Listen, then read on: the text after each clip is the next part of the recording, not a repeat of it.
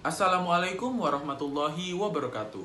Shalom, namo buddhaya, salam kebajikan. Halo semua, bagaimana kabarnya? Semoga kita selalu diberi kesehatan di tengah masa pandemi ini ya. Kali ini, kami kelompok 5 dari kelas 11 MIPA 1 ingin menjelaskan tentang perlawanan Sisingamangaraja sebagai tugas video kreasi sejarah Indonesia. Sebelumnya, izinkan kami untuk memperkenalkan diri. Nama saya Bagus Tejo Mukti, absen 8. Saya Azra Putra Januar, absen 7. Saya Yulistiawati Krisnansi, absen 16. Nama saya Manuel Gerard Maheswara, absen 20. Nama saya Wicaksono Hanif Supriyanto, absen 39. Baik, kita semua telah memperkenalkan diri. Simak terus ya video penjelasan kami.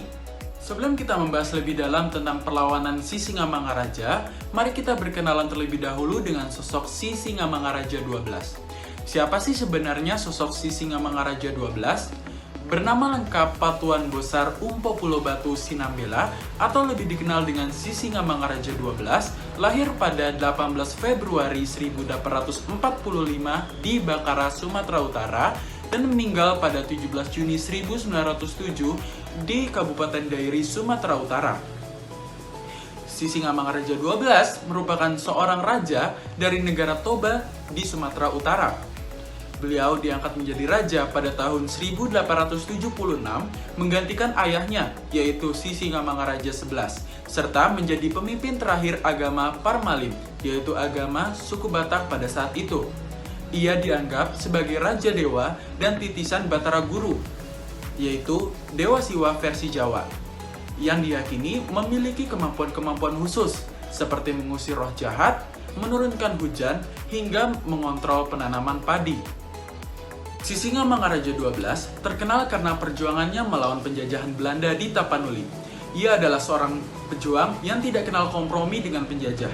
Bahkan, ia pernah ditawari untuk menjadi Sultan Batak, namun menolak dan memilih untuk memperjuangkan kemerdekaan rakyatnya. Atas jasanya tersebut, ia diangkat menjadi pahlawan nasional pada 9 November 1961 oleh pemerintah Indonesia sesuai dengan SK Presiden nomor 590 pada tahun 1961. Latar belakang perlawanan rakyat Tapanuli melawan Belanda disebabkan oleh beberapa hal. Antara lain adalah agama Batak kuno yang kala itu dianut oleh masyarakat Batak terancam oleh kehadiran agama Kristen yang pada saat itu dibawa oleh Belanda.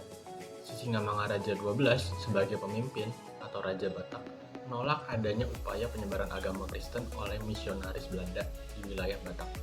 Perlawanan tersebut harus segera dilakukan karena Sisingamangaraja khawatir bahwa kepercayaan dan tradisi animisme ini akan terkikis oleh perkembangan agama Kristen.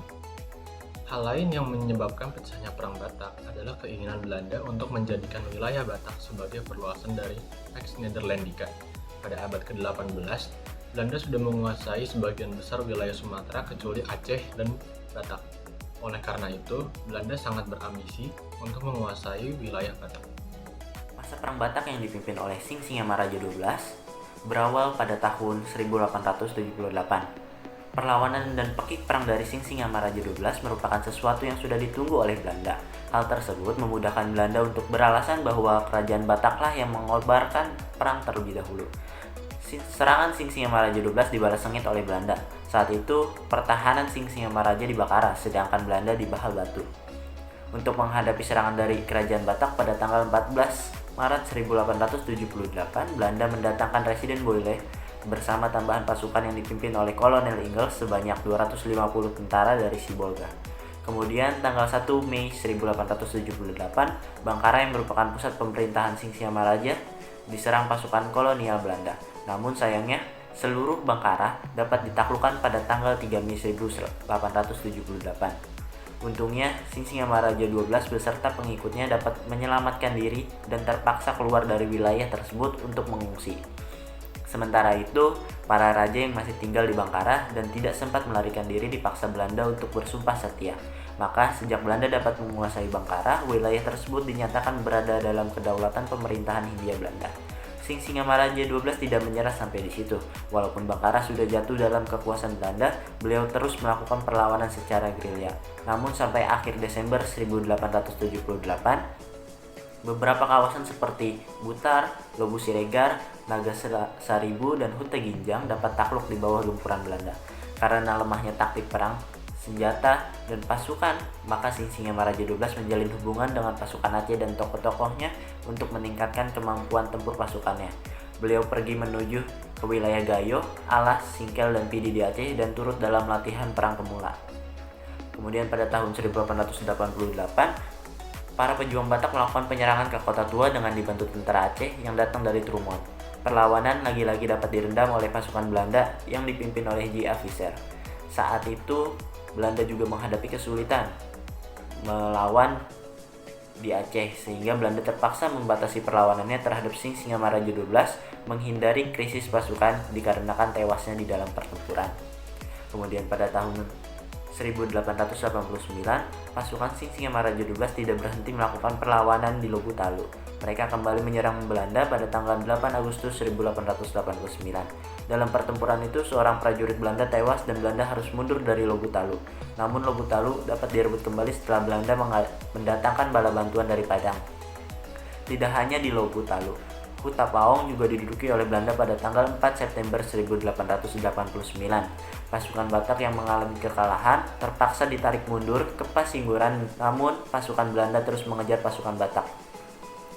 Hal ini menyebabkan pertempuran sengit tidak dapat dielakkan saat mereka bertemu di Tambak. Pasukan Belanda ditembaki oleh pasukan Batak dan Belanda membalasnya terus-menerus tanpa henti dengan peluru dan artileri. Hal ini menyebabkan pasukan Batak mundur ke daerah Horion. Khawatir dengan perlawanan Singsingamaraja XII yang tidak surut, Belanda mencoba mengambil hati Singsingamaraja dengan menjanjikan pengangkatan beliau sebagai Sultan Batak. Namun, Singsingamaraja XII dengan tegas menolak iming-iming tersebut. Beliau berpendapat lebih baik mati daripada mengkhianati bangsa sendiri. Merasa tersinggung dan geram dengan penolakan tersebut, Belanda mendatangkan regu pencari jejak dari Afrika untuk melacak keberadaan Singsingamaraja XII.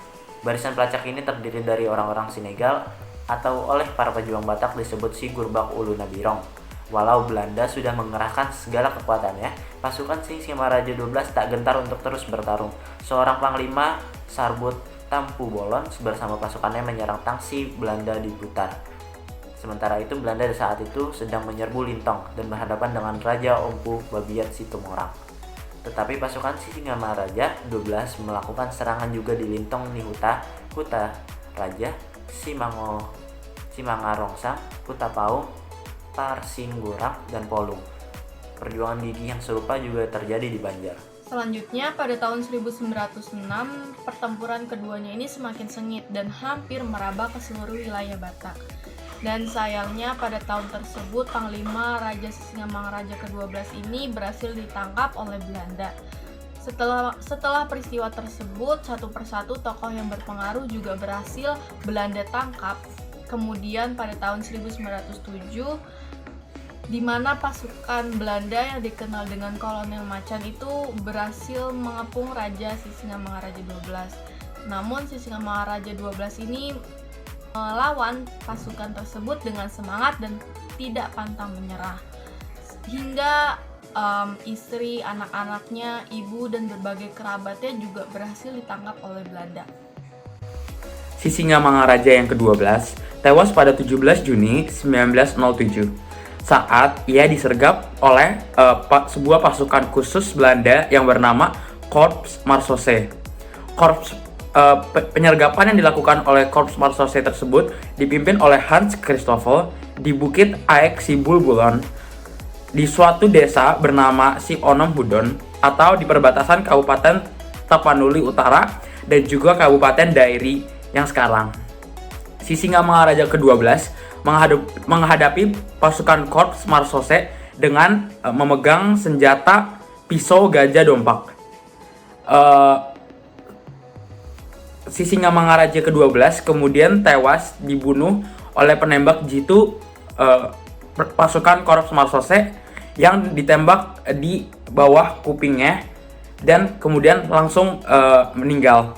Kemudian Singsingamaraja yang ke-12 dikebumikan oleh Belanda secara militer pada tanggal 22 Juni 1907 di Silindung.